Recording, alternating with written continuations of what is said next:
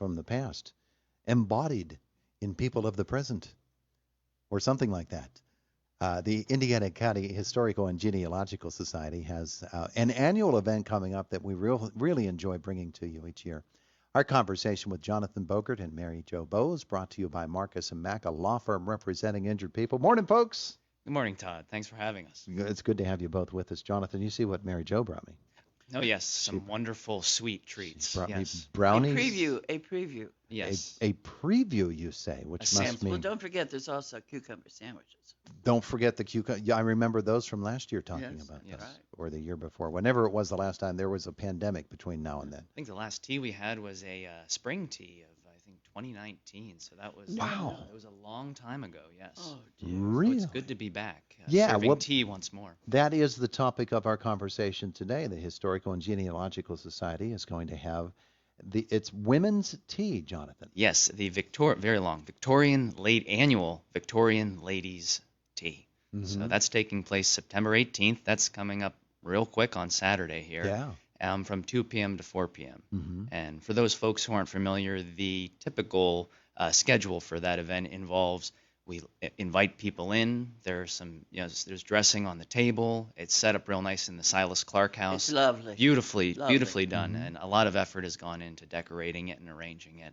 And then, of course, we invite folks to sit down, and they get the chance to, discuss with each other some of the current events and other things. And then we bring out the tea, the pastries, the cucumber sandwiches. You betcha. Yes, and then we have a little program for them that ties somehow into Indiana County history. The ghosts of the Historical and Genealogical Society come to life again, or something like that. Yes, and we actually have with us one of our characters, Lucinda Mal Moody, who is one of our resident Ladies Tea attendees. Oh. And she is actually partially, almost fully in part, responsible for putting together this program. So we can let her... I'm going to be interviewed by this young man about my travels in culinary exploration. Mm-hmm. Which took place when? Oh, my darling.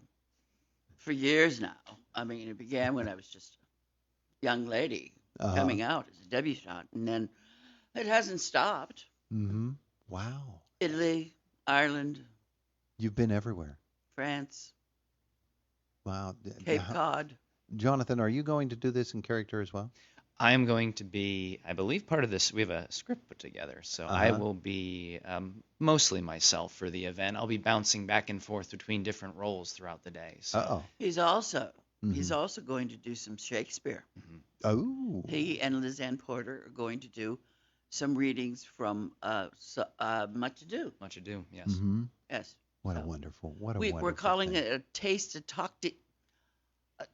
a talk of tasty tidbits with a spattering of Shakespeare. Jeez. You take a shot at that. I can't. There's no way I could do it. You take a shot at it, Jonathan. Oh, say that back one more time. Talk of tasty tidbits. A talk of tasty tidbits with a spattering of Shakespeare. Spattering of Shakespeare, yes. Or maybe sprinkling. Say that one 10 times fast or 3 times fast. Well, if you had to say it very fast, you would have a sprinkling all over the person standing in front of you. It's true. Excuse me. But tell me about was it Mal Moody? Yes, Lucinda. Uh-huh. Tell me about Miss Mal Moody. Well, she is from Indiana County, but she didn't stay. Mm-hmm. But she did come back, and the ladies will find out why. Oh, there's an air of mystery as we head into this event. Well, excitement. She's quite the girl. Uh-huh. Yeah. She has, as they say, been around. What kinds of adventures has she been involved in? Well, there's various festivals Uh-huh. for cooking. There's a Pesta festival in Parma, Italy, and there's a cheese carnival in Killarney. That sort of thing. Okay. And I was lucky enough to attend a lot of them, and you meet interesting people when you're there, shall we say? So these lovely brownies and no, they're Pittsburgh. They're Pittsburgh. I was going to say these lemon oatmeal cookies. Yes. They're not from Ireland or Italy or France. No. They're from Pittsburgh. Well, they're from my kitchen. There you go. They look wonderful, though. I've got a brand new half-gallon of milk that I just opened for my cereal this morning. Terrific. That is going to be well informed by this. Excellent. How do people come to this event, Jonathan? So this week we're still selling tickets. We're a little bit over halfway sold out at this point. So if you're interested, if any of this interests you, there are still tickets. But if people come into the Historical Society, located in the old armory there, anytime through the week, Tuesday through Friday, 9 a.m. to 4 p.m., they can pick up a ticket for $20 with a $15 discount for members. And Lucille, who others of your contemporaries or others of some other generation are going to be there? Would you repeat that question? Who else is going to be there? Well, any lady who wants to attend. Oh, okay, but of historical. Of historical, characters? I don't know. You don't know. You don't know. You never know at the Clark House. I mean, you could have some of the family members show up. They have been known to Of show the up Clark on family? occasionally, yes. Oh. In fact, one year we actually, I believe, had a traveling medicine man just randomly show up out of nowhere, and he was trying to sell all the ladies their various, creams and remedies. So Tonics. yes, tonics of sorts. And we had a beauty pageant of such, where historical ladies from, and all in period costumes. Mm-hmm. It was a Miss America contest, Oh. but they were women from Indiana County, like Mrs. White Mm-hmm. and Mrs. Breesdale. I don't remember her name, but she lived in Breesdale, and people like that. Yeah. And that was quite enjoyable. Yeah. Well, it sounds like it's going to be quite enjoyable this Saturday as well. Yes, Yeah. that's going to be on, again, the 18th. Mhm. At 2 o'clock. Saturday, 2 p.m. to 4 p.m. Mhm. And the planning committee and I were thinking about offering the recipes for the goodies that are on the table. Oh, yeah. Yes. Oh, so. those are cherished treasures. Yes. It might be a little bit of a chore to maybe wring those out of the Well, hands. sometimes you could just have a box. There's that too. There's that too. But it just sounds like so much fun, and it sounds like everybody involved is going to be involved in the fun aspect of this. Yes, it's folks show up early, and we have people staying usually beyond the ending of the event, but just because it's people hang around and Tell them about the variety of teas. Oh yes, so that's one thing we've actually through this event we started out making your basic Irish breakfast, English breakfast, etc. But the society actually has 4 distinct tea blends that it's made for the Clark House. So we have a winter, fall, spring, and summer blend, and we'll be featuring the fall blend at this event here.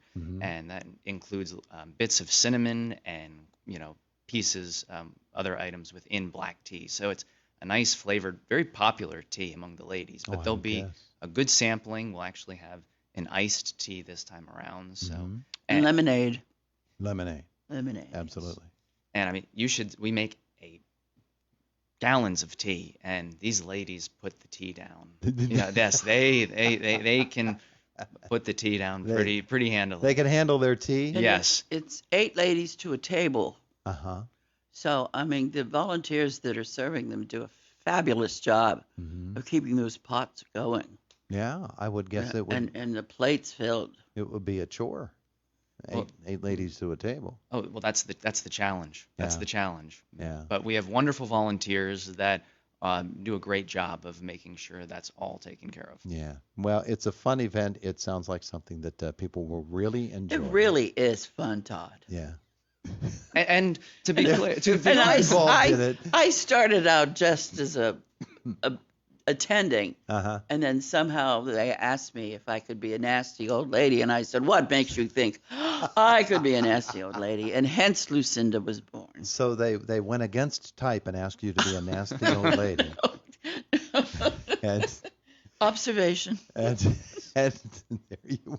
yes. And to be fair, it's not just restricted to ladies. We've had a couple gentlemen show up from time to time. And now, could you imagine sitting at a table, one gentleman sitting at a table full of 7 ladies? That's I think he'd be in heaven. he'd be in heaven. Yes. Food, tea, And surviving. yes. And all of this. How he Yes. keeps up with the conversation, I don't know. But Oh, Mel.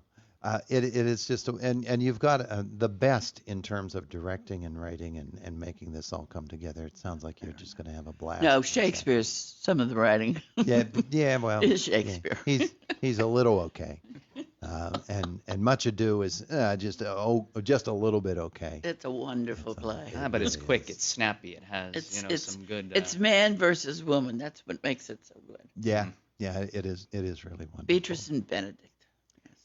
Jonathan, for you and your involvement with the Historical and Genealogical Society of Indiana County, it's it's an interesting time as we think about pandemic and all of these things that have happened in the last 18-24 months around our neighborhood. Yes. And the society is still going strong. Yeah. And that means that you've got some people who are really, really dedicated to it. That's right. People from the past and the present. Past, present, and hopefully building the organization for the future. Yeah. Still a lot to do, though. Always something to do. Yeah. Yes, there's never a shortage of work at the society. You may see our volunteers around the grounds preparing it, working inside. I'll tell you, Lucinda here knows that the Clark House is a chore to clean. I mean, I have great respect for, great grandparents that would have lived in that time period and had a very limited tool belt of, items to choose from to clean a house of that size. Do you do that? Repeatedly. I mean, do you follow like soda and you don't use detergent? I don't mix up my own historically. Oh, good. Good. You're not a vinegar guy. Vinegar works. Some white vinegar and some baking soda. They clean just about anything there is to clean. Yes, and Don't mix the ammonia and the bleach. No, bad idea. Other than that, you ought to be good, right? But the vacuum cleaner, wonderful invention. Thank goodness. Thank goodness. So Dust first and then I have a vacuum. couple old ones you could have. historic Maybe vacuum. more Yes. There you from go. 1940. She's going to donate a couple of historic vacuum cleaners. Yeah. I like it. All right, one more time.